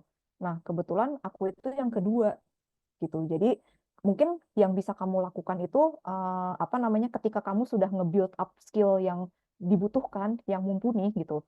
Itu ya kamu bisa meniti itu dari bawah mungkin atau bisa jadi nanti kamu fokuskan saja dengan apa skill yang mau kamu kembangkan gitu. Kamu pengen mempelajari mendalami apa sih gitu. Dan bisa jadi apa namanya suatu hari ada orang-orang yang melihat kayak misalkan, oh kamu punya kualifikasi ini. Jadi orang akan menawarkan kamu, "Oh, kamu mau nggak jadi data di mana kayak gitu." Nah biasanya opportunities itu ada. Dan yang ketiga adalah biasanya bisa juga networking sih, gitu. Aku adalah gabungan yang pertama dan ketiga sebetulnya, to be honest, Gue gitu. mau nambahin dikit ya. Biasanya nih, mungkin Saras ya. Biasanya itu ada banyak orang expert di data, malah biasanya kan itu head of data biasanya master degree gitu ya. Nah, dari situ malah biasanya ngambil master cuman buat maksudnya pengen pengen lari ke head gitu kan. Iya, Pengen lari ke manajerial ya kan. bisa Jadi bisa kayak kayak ibaratnya gitu. mereka expert Heeh. lama tuh, tapi kayak mereka mentok gitu kan dengan kualifikasi tersebut dan tapi ada kok beberapa yang kayak mereka nggak terlalu mikirin dari sisi itu tergantung dari sisi Iya, requirement-nya betul. nggak sih. Misal contoh nih orang Iya, statistik banyak betul. kok apa orang statistik yang jadi ada beberapa lah ya yang jadi manajerial gitu yang gua tahu di Mas Safri ya Mas Safri itu dulu quant ya jadi kalau nggak salah Mas Safri itu nggak ada background tech ya di Gojek ya. Nah itu dia jadi VP Data Science kayak gitu sih. Dan gue Iya, sering banyak ketemu kok beliau kayak juga ya gitu. beberapa kali gitu. Dan jago juga emang jago. Maksudnya apa ya? Data kan diverse ya. Data kan diverse. Data science, data Heeh, engineering, heeh. data analytics itu sama-sama diverse. Jadi kayak dari situ nggak ada orang yang perfect untuk dapat apa maksudnya Betul, betul. intersection of the knowledge gitu. Jadi dari situ ya kalau kita ambil yang ini harus melengkapi ini gitu. Bahkan kadang-kadang kalau orang yang dari tech ya bisa jadi kan melengkapi dari something gitu ya. Maksudnya masih ada yang Iya, harus betul. dipelajarin gitu. Justru Itu sih kalau dan kamu bukan dari orang tech, itu kamu bisa masuk lewat domain knowledge-nya. Iya, jadi kamu perkuat di bisnisnya kalau kamu bukan orang tech gitu. Karena banyak juga orang tech yang kayak ya udah mereka ngerti dari sisi teknologi gitu. Tapi dari sisi bisnisnya kayak kadang-kadang agak zonk itu juga ada sih gitu. Yang mereka they don't care about that gitu. Itu juga ada, jujur jujur aja. Itu ada. iya ya benar-benar. Mungkin bisa jadi poin plus ketika kamu tidak berasal dari orang IT gitu. Mantap, mantap. Iya guys, banyak kok teman-teman gue juga banyak yang apa dia jago, mereka jago ya untuk kayak apa sih namanya itu eh, data engineering lah ya bisa dibilangnya tech lah. Tapi dari manajemen gitu kan dari apa? Mereka kadang-kadang lebih driven. Soalnya biasanya Iya, juga kayak apa betul ya? betul. Bener kan? Ya kan? Banyak loh orang yang switch track itu yang lebih driven. Jadi kayak ya kita yang punya edge sih. Gue juga kadang sering kan gue apa belajar kuliah statistik. Terus habis itu banyak yang lebih jago dari gue juga banyak gitu. Karena mereka lebih driven ya kan. Itu sih. Jadi kayak nggak menjamin sih sekarang karena sekarang tuh resource banyak yang free ya guys ya. Banyak yang Iya, gratis gitu. betul. Itu tinggal dari desire kita aja. Hmm. What's our apa ya persistence buat dapetin itu sih. Buat dapetin. Salah satu tim aku itu dia bukan dari IT kok, dia dari manajemen. Nah itu sih. Mantap, Jadi mantap. bisa. Ini bener Dan Min. dia oke, Ah, bisa. ini ada nih. Ada dokumentasi aja kadang masih lupa konteksnya apalagi nggak ada. Bener banget ya. Iya, betul. Oh Ada ini dokumentasi aja suka Bapak nggak dibaca. Bapak Nur Wahid ini dari DTO ini Digital Transformation Office. Bener gak sih? Oh iya ingat Mas Dandi nggak? Mas Dandi Laksono apa ya? Aku lupa. Dulu kalau nggak salah shift. Ya itu apa teman saya. Sekarang sudah pindah ya dari DTO. Gimana DTO sekarang ya? Dulu kan ngurusin Peduli Lindungi. Iya bener tuh. Mas Wahid masuk mungkin beliau sudah keluar karena udah pindah. Jadi gitu Iya, guys. betul. Kadang juga gini. Apa dunia data juga sempit banget ya. Kayak kemarin kita ada komunitas data kan sama Sultan juga gitu kan. Terus kayak beberapa hal di Twitter gitu ya, di YouTube juga. Bahkan gue tuh BTW gue tuh tahu lu kayaknya pertama tuh dari YouTube. Dan gue baru nyadar kayak oh ini ada Twitternya gitu maksudnya, ya kan? Jadi dari situ gue lihat YouTube lu juga bagus-bagus ya, bahasanya cukup bagus dan nggak banyak gitu orang Indonesia yang bahas pakai itu. Kalau nggak salah lu pakai bahasa Indonesia juga kan? Ya nggak sih? Iya, emang Nah, sengaja sih. iya biar inklusif ya. Soalnya gini, nggak banyak guys yang sharing dalam bahasa Indonesia gitu sih, ya kan? Untuk terkait dengan resource tadi yang lu bilang kan, limited resource on data engineering Iya, gitu, atau mungkin BI engineer. Soalnya kan lu sebelum masuk jadi head jadi BI engineer ya kalau nggak salah gitu. iya, heeh. Heeh. BTW gue juga dulu gini Mir, gue dulu itu kerja sama salah satu company itu jadi konsultan lu kalau nggak salah, jadi konsultannya gue dulu masih Oke. awal-awal datanya sama Iya, Ikra iya, kalau iya. nggak salah. Nah di situ sama Ikra itu Oh sering, iya, gue tahu. iya Ikra, iya benar, dia pernah kerja sama juga. iya kan. Tapi dulu gue masih hijau juga. Oh iya, Udah lama sekali. Iya, masih iya. hijau ya, iya gitu. Jadi Dulu. gitu sih, Sekarang juga sih. sangat-sangat sempit ya guys ya. Kalau ada pertanyaan lagi silakan, atau mau ada yang mau open mic ya kan, ada mau memberikan komentar atau seperti apa gitu ya, silakan. Sultan, gimana Sultan? Masih ada masalah isu apa koneksi atau Tes, gimana? aman nggak? Aman lumayan. Tapi tulisannya nih, bener nggak di lu juga nggak Mir? Ahmad Soebul Sultani network bandwidth is slow nih. Di gua juga sama nih. Enggak, gue nggak ada tulisannya kayak gitu. Di gua ada. Mungkin karena gua host ya. Gimana Ton? Ada Oh iya. pertanyaan-pertanyaan yang ingin lu tanyakan, atau lu mau menjawab pertanyaan yang tadi disampaikan orang-orang mungkin? Bentar, tadi ada yang minta nama gue. Ya. Tadi Mas Tony bilang bahwa si Gila, ini level banyak banget. stakeholder itu DA kadang atau punya GA. expectation ke DA. Ekspektasi tinggi itu boleh minta tolong dijelasin dari segi apa aja. Ya, sebenarnya ekspektasi itu selalu ada, tapi yang tadi aku keputus itu sebenarnya bukan high expectation yang aku maksud, tapi pengen nambahin si case-nya yang small business tadi. Kadang kalau kita ngobrol sama business owner atau ya pengusaha gitu ya, seringnya itu kan mereka punya level of abstraction-nya itu tinggi gitu. Jadi Mhm. kita ketika tanya kayak Pak ini datanya mau diapain? Ya pokoknya kamu generate aja, pokoknya bisa ngasilin revenue gitu. Atau ini cost bulan ini tinggi banget, pokoknya kamu harus nurunin cost gitu kan. Nah itu kan abstraksi levelnya kan dan sangat tinggi ya. Dan kita sebagai anak data gitu kan nggak punya kemampuan terlalu besar untuk kayak misal apa ya power lah ya, bisa dibilang power terlalu Mhm. besar untuk mempengaruhi tim sales atau mempengaruhi tim marketing untuk gimana-gimana gitu kan. Tadi yang aku nambahin itu sih, mungkin Kamira mau jawab soal masalah kayak gitu kalau kita bekerja dengan stakeholder yang level abstraction-nya itu sangat tinggi gitu. Iya, itu emang agak sulit sih, karena bagaimanapun kita itu kan apa ya, membantu decision, membantu membuat keputusan, bukan yang membuat keputusan, gitu kan? Kadang-kadang ya, kita kepentoknya kadang suka di situ. Misalnya kalau misalnya kayak gitu, harus apa ya? Memang sih kalau misalnya orangnya kayak udah terlalu tinggi gitu, maksudnya levelnya itu tuh cara cara menunjukkannya tuh kayak harus agak lebih pelan-pelan gitu. Mungkin kita tidak bisa langsung mendapatkan jawaban pokoknya gimana caranya gitu. Kita bisa dengan kayak menunjukkan produknya dulu dengan yang paling sederhana dulu yang bisa mereka mengerti gitu biasanya. Kayak ini loh Pak, dengan ini kita bisa ngelihat apa gitu. Tapi biasanya kalau misalnya kayak gitu, itu tuh jangan yang terlalu kompleks justru. Nggak tahu sih, itu pengalaman aku sih. Nggak tahu kalau pengalaman yang lain tuh gimana. Justru kalau misalnya mereka ngelihat, anjir nih banyak banget, canggih banget, kompleks banget gitu. Itu kayak kadang-kadang kayak mereka kayak agak-agak bingung gitu. Dengan cara yang sesederhana mungkin, tetapi se-on point mungkin, yang mengadres pain point-nya dia. Gitu sih. Kebayang nggak sih? Oke. Mantap banget. Tapi itu emang art sih, Iya, kadang bagian kalau artnya sih. Susah sih aku mengerti sih bagian itu. Mhm. Tapi kalau misalnya sama government gitu ya, kalau misalnya kayak kliennya itu orang-orang government atau orang-orang apa itu emang challenge tersendiri sih untuk melakukan hal itu. Mhm. Kadang kita harus komunikasi beberapa level dulu gitu dan nggak bisa dalam satu kali ngomong langsung diiyain gitu. Mungkin harus lewat jalur, harus kayak dibantu dengan satu level atasannya gitu. Jadi kayak nge-convince dia dulu supaya dia bisa meng-convince yang atasnya lagi. Kayak kadang-kadang suka kayak gitu sih. Mhm. silo sama hierarkikal gitu ya. Ya, Iya, heeh. salah di plat merah juga gitu kan. Mungkin di Aku DT juga mengalami ada itu kayak justru gitu. bukan di data sih. Di Pas apa? zaman aku masih. Yang lain, Dulu bukan aku di data. bank, iya di yang lain. Iya, Bank Indonesia dulu. Zaman waktu awal-awal masih kerja fresh grade. Kan dia hierarkikal banget ya. Gitu. Oh ya dulu aku jadi QA, dulu aku nggak jadi data. Pengalaman kerja aku sudah 10 tahun, tapi di data itu tidak sampai 10 tahun. Sama 10 tahun. Itu ada Iya, yang sama nanya sih, QA, guys. apa Apa? biasa data yang dianalisis itu bisa berbagai bidang ya Kak? Misalnya nggak harus tentang data tentang sales. Iya, bisa banyak, bisa berbagai bidang, tergantung kebutuhan gitu.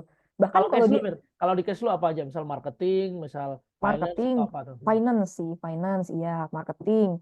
Bahkan sekarang performance tim di aku juga aku bikin analytics gitu. Jadi kayak performance teams gitu. Jadi misalkan kayak apa namanya request yang masuk itu rata-rata ada berapa banyak, kita bisa nyelesain berapa lama kayak gitu. Itu bisa dijadikan dasar untuk menegosiasikan tas-tas yang masuk gitu. Dimanfaatkan saja hal-hal yang ada. Contohnya kayak gitu. People analytics atau Monef katanya Mas Wahid. People analytics.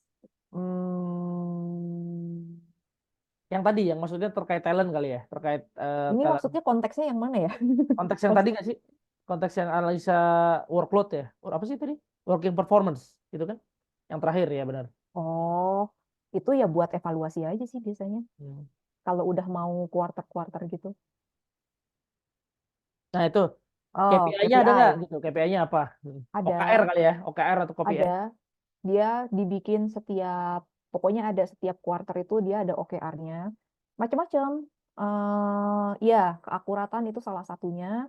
Ketepatan submit. Nah, ini tergantung sih. Aku biasanya tidak yang terlalu kayak submitnya itu harus waktunya waktunya harus yang kayak tepat banget gitu. Karena kan tadi yang seperti aku bilang itu kan kadang-kadang negotiable ya. Tapi mungkin kayak dari segi akurasi itu udah pasti kayak gitu. Jadi seberapa reliable itu solusi yang dihasilkan kayak gitu. Terus mengurangi request gitu. Jadi kayak salah satu cara untuk melihat apa namanya apakah data solution kita itu berhasil atau enggak, biasanya salah satu caranya adalah kan awal-awal itu biasanya banyak yang request tuh kayak aku mau data ini dong, aku mau data ini dong kayak gitu. Requestnya berkali-kali berulang-ulang. Nah, sekarang kita lihat nih ketika kita udah bikin dashboard atau bikin apa eh, requestnya mereka yang seperti itu, yang sudah kita bikinin solusinya itu berkurang atau enggak gitu. Mereka udah bisa melihat itu atau belum gitu. Ketika jumlahnya itu berkurang atau dia bertambah tapi jenisnya berbeda gitu. Nah, itu bisa dijadikan indikator. Kayak gitu salah satunya. Tapi yang jelas kalau KPI itu terukur sih. Jadi dia tuh ada kayak menurunkan apa sekian persen gitu. Jadi ada angkanya, sesuatu yang terukur gitu. Bisa diukur kayak kalau misalnya mengurangi cost berapa persen kayak gitu. Jadi kita bisa menentukannya berdasarkan itu dan ada goal-goal yang harus dicapai. Ya. Itu sih. Mirip kali ya. Di gua mungkin dibagi dua, Mir. Jadi kayak bisnis sama teknikal bisa dibilang gitu ya. Iya, Kalau heeh. technical metrics itu kayak ya tadi lah data quality, data reliability gitu kan, uptime mungkin bisa jadi tiba-tiba kok tiba-tiba mati atau gimana kan bisa jadi Heeh, heeh. terjadi gitu di tempat. Terus habis itu kayak data apa sih data quality gitu ya, data integrity. Pokoknya yang bisa diukur lah. Semua yang bisa diukur itu pasti akan jadi KPI, jadi matrix guys. Satu lagi juga yang bisnis ya. Bisnis biasanya itu kalau di tempat gue kerja dulu juga itu nempel biasanya kan, nempel ke stream tertentu, squad tertentu. Misal contoh kayak gue nih ada beberapa ini ya, beberapa DA gitu. DA-nya ini nempel ke misal squadnya apa ya? Misal squadnya ini terkait dengan conversion. Kalau conversionnya bagus ya, DA-nya juga apa? Iya, OKR-nya bagus gitu kan, kayak gitu sih. betul Pasti betul. pasti Aku kayak gitu. disatuin sih. Jadi kalau yang bisnis itu biasanya secara keseluruhan. Jadi kayak dia tuh nggak terkait sama kayak oh tim data Ya. doang gitu. Enggak. Soalnya Dia nggak tuh direct kan. nggak Itu direct, pasti iya nggak direct, rata-rata nggak bener. direct. Jadi kayak mereka punya satu satu capaian besar yang mana itu berhubungan dengan tim-tim yang lain gitu. Dan tim data tuh salah satunya. Jadi kayak kita tidak bekerja sendirian di situ. Itu untuk yang bisnis ya gitu. Jadi Pretty secara much the garis same besar lah kayak ya. gitu. Pretty much the Ya, same lah ya. pretty much the same sih. Kayak gitu sih. Mm-mm. Mantap, mantap. Itu udah ditambahin juga oleh Mas Aka. Kita mungkin Ya, akan bagus tutup bagus. jam kita kan sampai jam 9 ya guys. Nanti gue akan ada cuap-cuap dikit juga nanti mungkin Tony juga mungkin akan ada cuap-cuap dikit, Ton. Mungkin nanti Bapak mau ngomongin soal komunitas data sedikit juga boleh. Nah, itu Adi, silakan Adi mau nanya. Halo Kak, makasih buat kesempatannya. Oke, jadi sebelumnya mungkin background aku tuh masih mahasiswa kuliah tingkat akhir yang Oke. bukan dari jurusan IT atau statistik, tapi masih eksak lah. Mm-mm. Uh, Pernah intern di bidang data, tapi nggak yang terlalu tech savvy banget gitu, karena company-nya kayak udah punya kayak semacam interaktif dashboard sendiri gitu. Nah, jadi yang aku pengen penasaran tuh sebenarnya kayak proses rekrutmen di perusahaan untuk entry level di bidang data gitu yang bisa fresh grade itu kayak poin-poinnya yang kayak dicari itu kayak gimana gitu. Kayak misalkan di rekrutmen awal gitu untuk yang jurusannya bukan IT atau statistik itu kayak chance-nya gimana. Terus ketika dilihat portofolionya gitu ngebangun portofolio yang bagus tuh yang kayak gimana gitu. Oke. Gimana ya? Sebenarnya kalau masalah apa namanya rekrutmennya itu seperti apa, biasanya orang itu kayak rekruter itu tidak, kecuali misalnya kalian udah masuk ya, kalian udah lolos administrasi gitu. Itu biasanya tidak memandang apakah kalian orang tech atau non tech. Kalau misalnya kalian sudah masuk lolos apa administrasinya, ya berarti CV-nya itu udah oke gitu. Nah, cuman mungkin kalau misalkan dari tes teknis gitu ya. Kalau bidangnya itu biasanya non IT gitu, itu gapnya untuk menuju apa ya, untuk menuju pemahaman pemahaman level yang dibutuhkan itu kadang itu agak jauh gitu. Jadi mesti apa sih? Kalau aku menyarankan untuk coba kalian mempelajari dulu kayak mungkin computational thinking atau logic atau belajar SQL dulu karena itu pasti akan ditanyakan sih gitu. Kalau rekrutmen gitu. Jadi kayak bagaimana misalnya biasanya kan akan dikasih soal tuh, akan dikasih soal. Nerjemahin si soal itu ke dalam kayak logic SQL-nya itu kayak gimana coba latih itu dulu deh. Gitu. Karena kalau misalnya kita orang IT itu kita diajarin ada kuliahnya gitu kan. Ada kuliah database gitu. Kita tahu istilah-istilahnya gitu. Nah, dicoba difamiliarisasi dulu, get familiar with the apa namanya dengan istilah-istilah yang sering dipakai dengan cara menerjemahkan logiknya kayak gitu-gitu mungkin itu akan membantu sih kalau bukan dari aku nggak tahu masalahnya level computational thinking kamu itu segimana levelnya tapi mungkin bisa dicoba dulu kayak gitu kalau misalnya terus apalagi ya tadi sorry boleh diulang lagi yang kedua Uh, pertanyaannya. jadi sebenarnya yang aku lebih penasaran tuh kayak proses proses administratifnya sih kalau ada Hmm, uh, sebelum sampai ada di level kalau misalnya udah technical test atau technical hmm, interview gitu itu kan hal-hal teknis yang perlu dipelajarin ya gitu itu kayak ya kasar aku bisa banyak cari tahu lah di internet gitu tapi kayak behind the scene-nya sebelum bisa sampai tahap situ terutama mungkin untuk yang background-nya tidak terlalu IT gitu kayak penasaran aja apakah ada uh, poin-poin tertentu atau trik tertentu gitu untuk Kalau belum ada, biasanya bikin project sih. Iya, portofolio sih. Nah, tapi portfolio ini lumayan menarik ya, karena aku pernah mereview portfolionya kayak punyanya temennya adik aku gitu, yang dia mau mau di data gitu. Nah, kadang-kadang permasalahan dengan portfolio ini adalah apa ya? Kadang orang tuh kalau bikin portfolio tuh kayak tidak menjelaskan problem permasalahannya yang mau di-solve itu apa. Itu yang terlihat pertama kali oleh aku gitu waktu itu. Jadi mungkin kalau misalnya kayak tips bikin portfolio gitu, itu kalian coba mulai dari problem statement kalian itu kalian apa sih yang mau diselesaikan permasalahannya sebelum sampai ke solusi. Dan bagaimana cara ini aku pernah karena aku pernah nge-review portfolionya orang ya.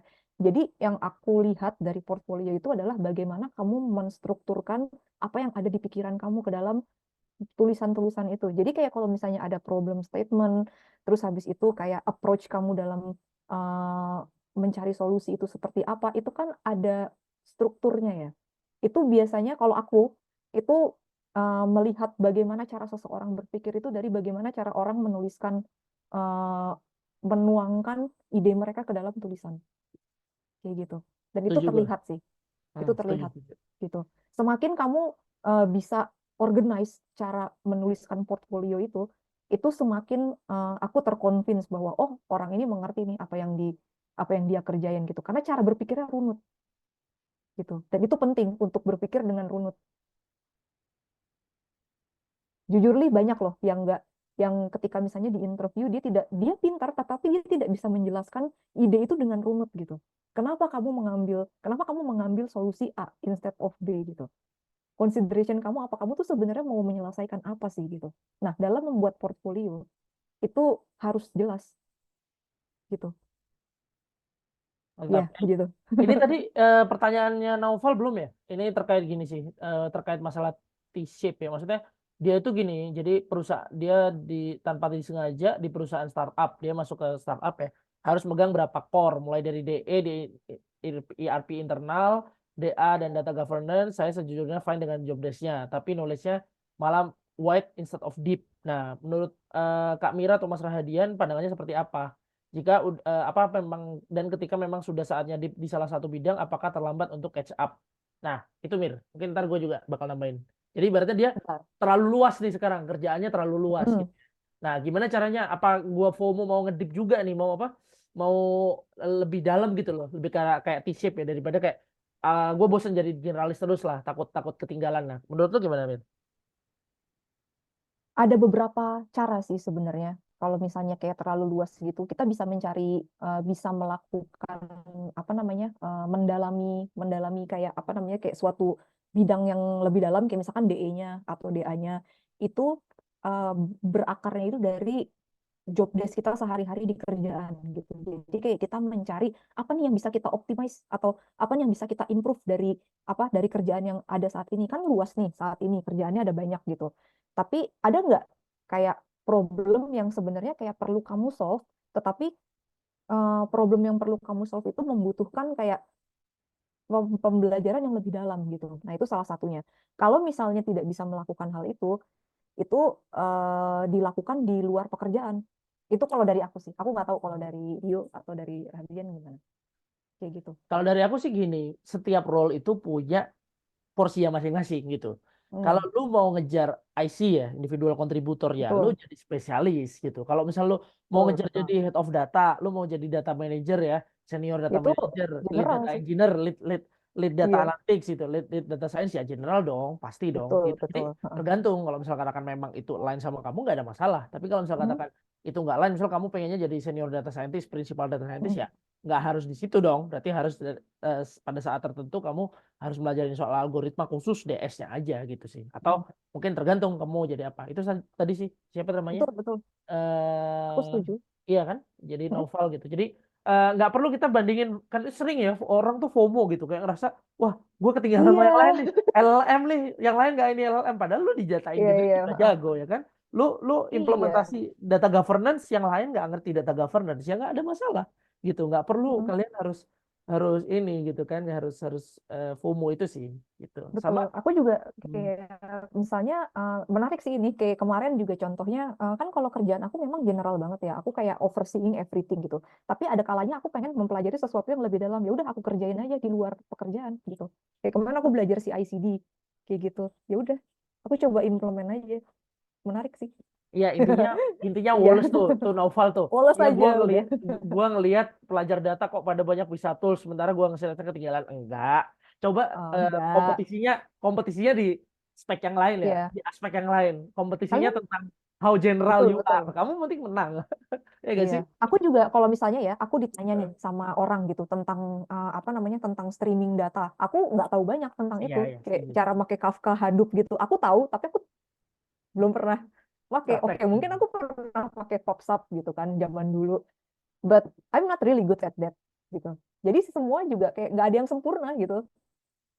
Kelihatannya aja orang bisanya, ya semua orang bisa gitu. Iya, Padahal sebenarnya ya nggak juga. iya. Lu pernah kepikiran nggak? Kadang orang Gitu. sharing Jadi juga tidak usah FOMO.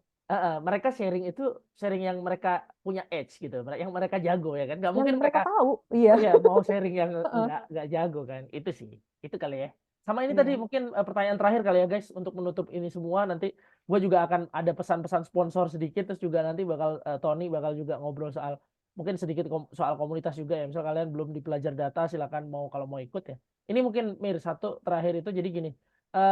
Sebagai head of data analytics ya, kalau di gua udah pasti ya, karena gini, cloud untuk infrastruktur data atau pokoknya cost untuk semuanya itu ada bagian khusus buat budgeting cost nggak? Nah, itu satu ya. Nah, kalau di gua itu ada satu technical metrics namanya. Jadi technical metrics yang namanya cost optimization. Kalau gua sih jadi OKR juga. Nah, kalau dari lu Oke. gimana, Mir? Iya, iya. How you interact with that atau how your organization interact with cost lah ibaratnya gitu ya. Sebenarnya kalau misalnya cost itu aku pernah tanya tentang cost gitu. Kalau misalnya untuk saat ini mereka belum merestrict budget, tapi dalam artian belum merestrict, tapi aku yakin ada sih, ada angkanya lah. Aku nggak bisa menyebutkan angkanya berapa.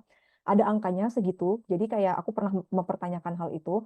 Nah, biasanya aku akan jadi aku akan memonitor cost-nya itu setiap bulannya itu berapa gitu. Nah, aku akan berusaha untuk yang pertama tidak melewati cost itu. Yang kedua, aku bisa turunkan sebanyak berapa puluh persen gitu. Dengan misalnya mengubah arsitekturnya atau mengubah cara melakukan data pipeline-nya atau melakukan apa, itu ada matriksnya gitu.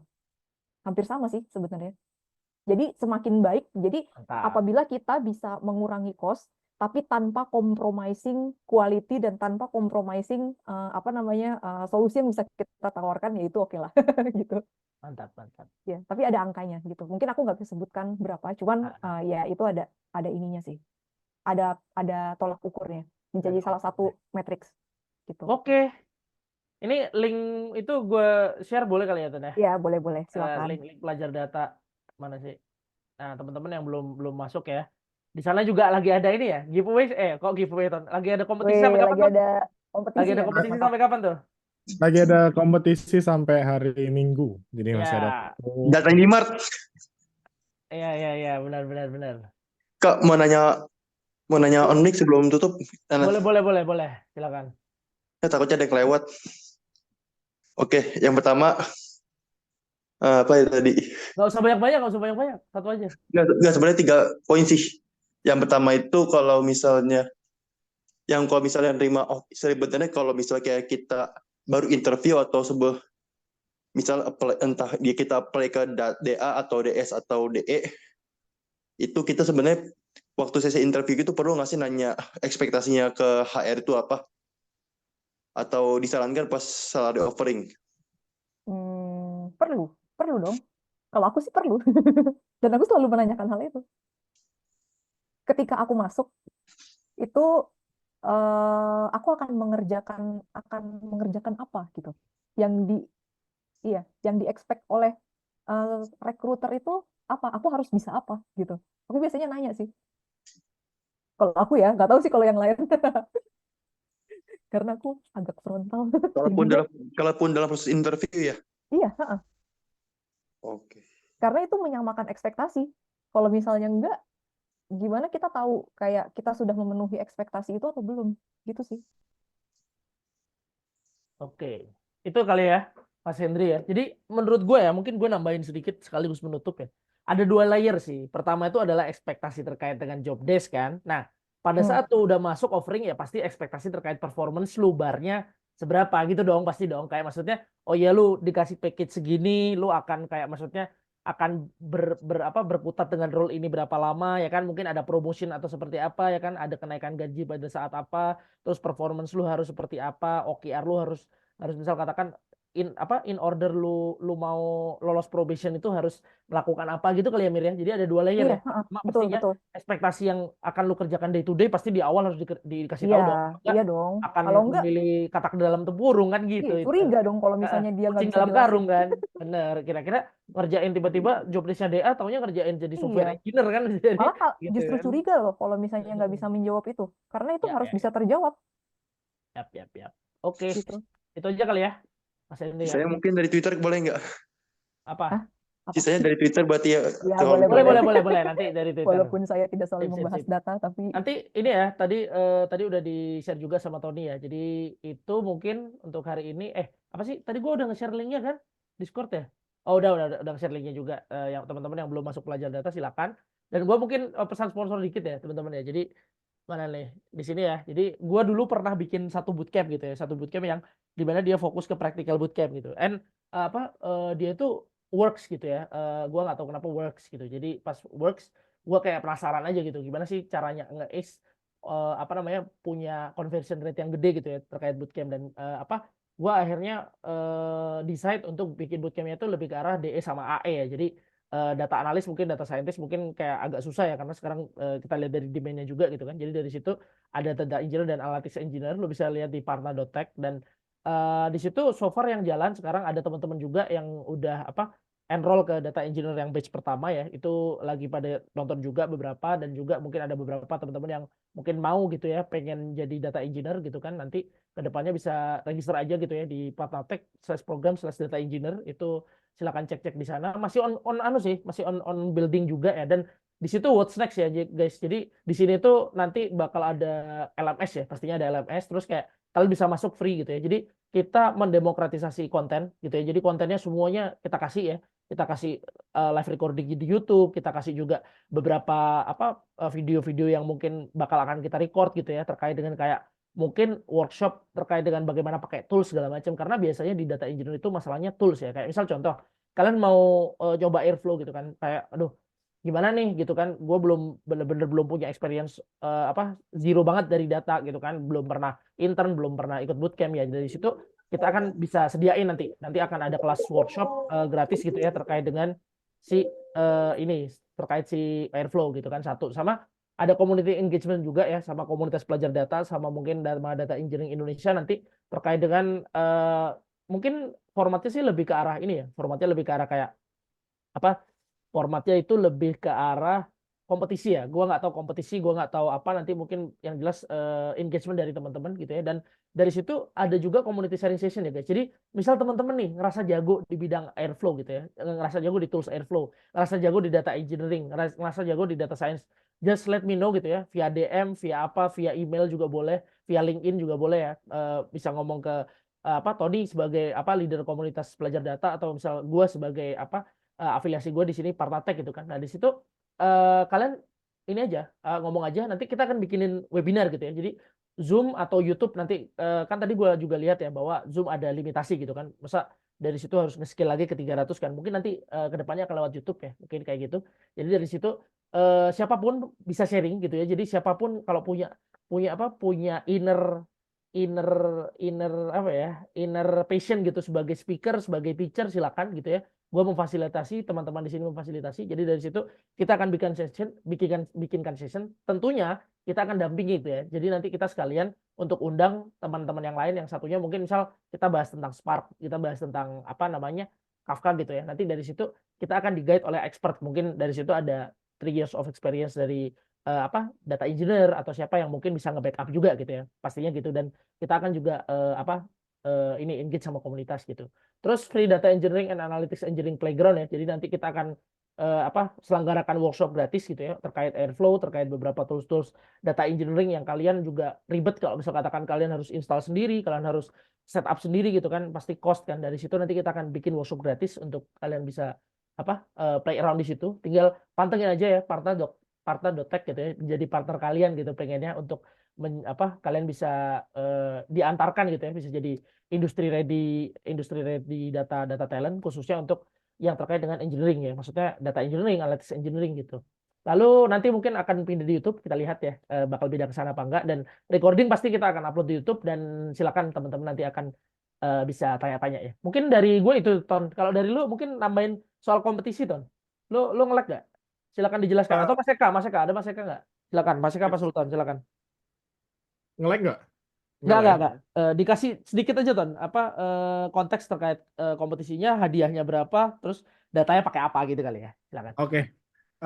Nice. Ya, jadi ini ada mini kompetisi dari komunitas pelajar data, di mana datanya kemarin dapat dari tweetnya Mas Yahya. Jadi Mas Yahya pada waktu itu dia share tentang data Indomart sama Alfamart, karena ya dia udah biasa script gitu kan dari Alfamart sama Indomart, dan kebetulan dia up di Twitter, dan aku sambut lah itu bola liar data itu ke komunitas gitu. Jadi aku lempar ke komunitas untuk adain challenge. Nah, challenge-nya tentang apa? Garis besarnya adalah ini untuk nganalisa aja sih. Jadi dari data tersebut eh, apa sih sebenarnya informasi dan insight yang bisa dihasilkan atau bahkan rekomendasi untuk si IndyMart ini. Jadi ceritanya ada toko online namanya IndyMart. Rekomendasi untuk IndyMart ini. Untuk hadiah nggak main-main ya sebenarnya untuk hal seperti ini. Jadi sekarang prize pool ada bakal ada dua pemenang. Pemenang pertama akan mendapat 1 juta dan pemenang kedua bakal dapat 200. Mantap. Jadi lumayan banget sih untuk challenge visualisasi data dan analisa gini ya. Yuk join. Mantap ya guys ya. Udah ya Tan ya, itu aja mungkin ya. Jadi gitu guys. Jadi kita berusaha untuk membuat skena, oke, nggak skena sih kayak Gila, scene skena Twitter, banget ya tuh. Twitter tag dan data gitu bisa bilang ya. Masuk aja ke komunitas pelajar data ya, masuk ke Discord-nya tadi yang gua udah share itu. Dan apa ya guys ya, menurut gue nggak perlu jago ya, kayak maksudnya ya udah kalian coba aja dulu ya kan, nanti dari situ ketemu teman-teman yang lain, ketemu yang lucu-lucu ya kan, ketemu yang seru-seru juga gitu dari situ. Dan dari situ gue undur diri juga gitu ya. Thank you juga buat Mira, thank you juga Tony tadi sudah mengcover dulu gitu ya. Sorry Thank juga you. gue agak telat, padahal gue sebagai penyelenggara ya, gue juga ngajar guys. Jadi kayak gue tuh pengen gitu ya, ternyata di sini juga Mira seneng sharing ya. Padahal kemarin kan kita satu ini gak sih, lagi ketemu offline juga kan sama Iya. teman-teman yang lain juga, sama Tony juga. Jadi dari situ Iya. kita pengennya peer to peer gitu guys, literally peer to peer. Jadi nggak decentralized ya, orangnya itu aja kayak didominasi oleh bisnis gitu kan, everything is for profit, enggak. Tapi dari situ kayak siapapun bisa jadi pembicara, let me know, lu DM gue aja Mas, gue mau sharing soal Airflow, lu jago nggak jago, lu cuman bisa dikit juga nggak masalah ya kan, karena itu melatih naluri lu, melatih adrenalin lu juga itu sih. Dan mungkin nanti dari kita mungkin biar berkualitas juga, lebih ke arah kayak kita dampingi satu expert lah. Jadi kalau pertanyaannya udah mulai susah, kalian bisa di cover kayak gitu sih. Dan dari situ kita pengen demokratisasi, tujuannya itu mendemokratisasi resource data ya. Dan dari situ resource learning terkait data dan ya itu ya, gue percaya semua resource tuh mungkin bisa dibilang gratis lah ya, resource-nya gratis. Tapi kalau menurut gue adalah yang mahal itu adalah waktu-waktu dari expert gitu. Misal contoh teman-teman yang bisa nge-mentoring ya kan, teman-teman yang bisa ngajar dengan detail, yang bisa nge-ace pertanyaan-pertanyaan kalian yang paling lebih detail. Itu aja mungkin ya.